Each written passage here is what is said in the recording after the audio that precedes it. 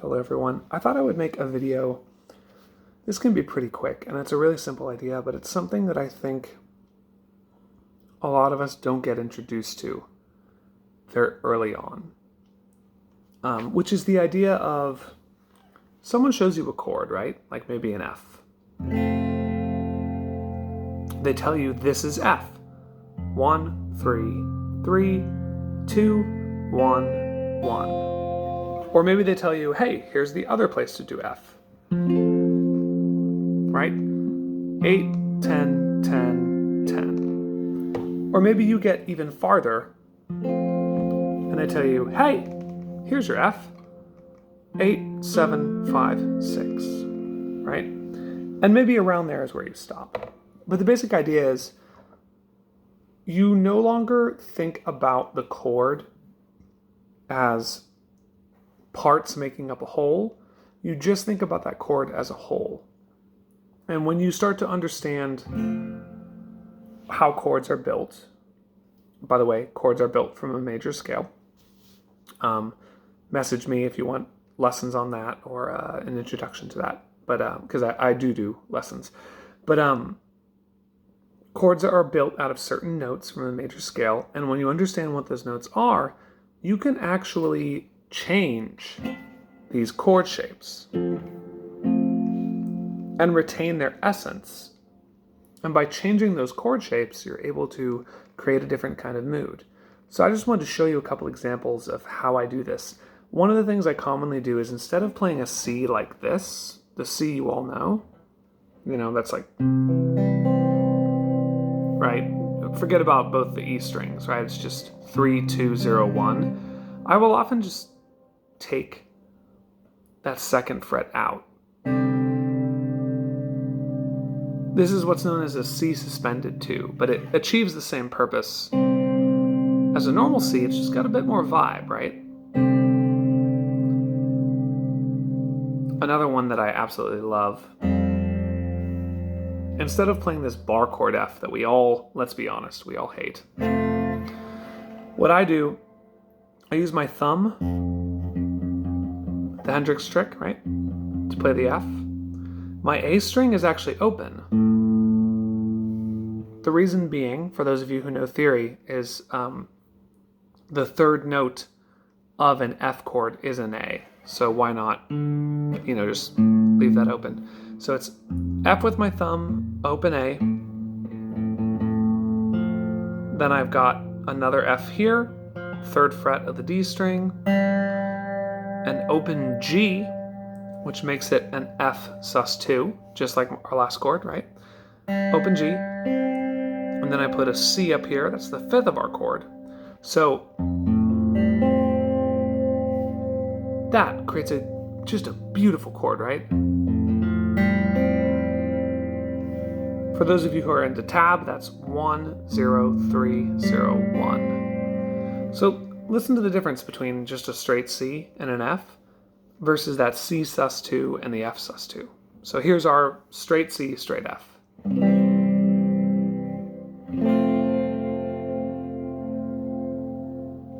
Here is our C sus2 and our F sus2.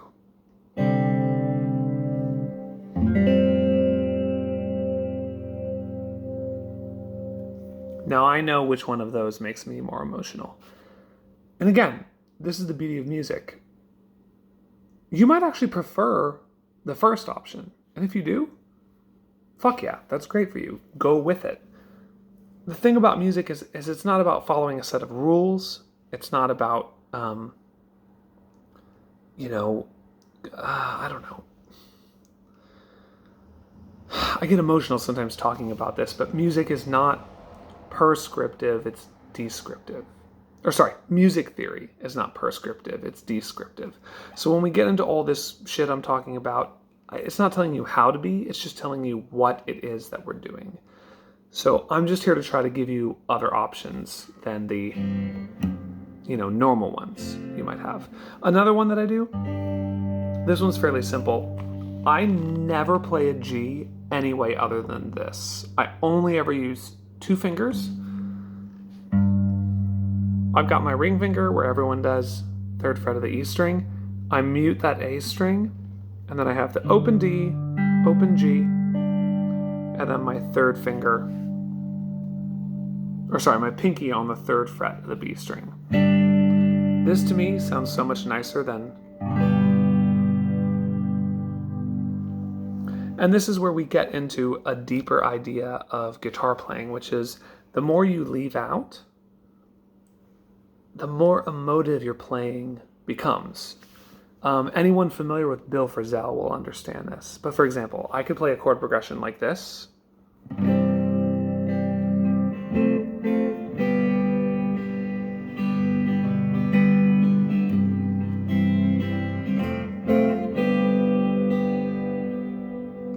And that's actually gorgeous, right? That's beautiful.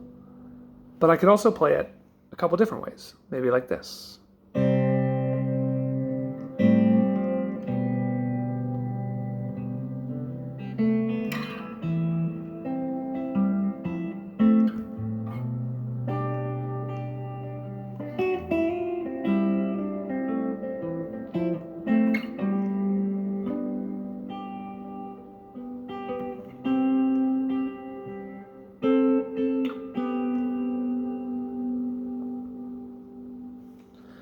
Now, one of those is using more information from the chord. Sorry, I'm so tired.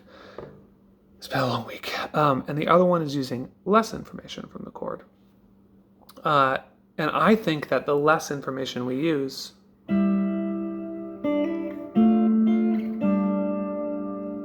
here's 2 notes for each chord.